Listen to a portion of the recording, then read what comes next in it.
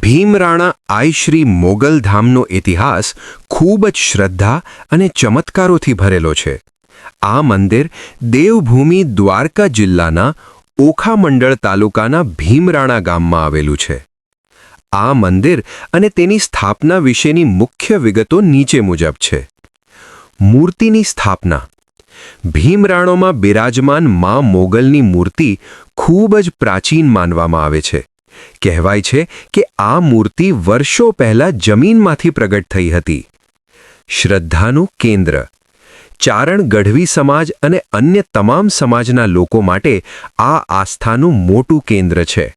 મા મોગલને ભીમરાણાવાળી મા તરીકે ઓળખવામાં આવે છે. આ ધામ સાથે અનેક પરચા એટલે કે ચમત્કારો જોડાયેલા છે.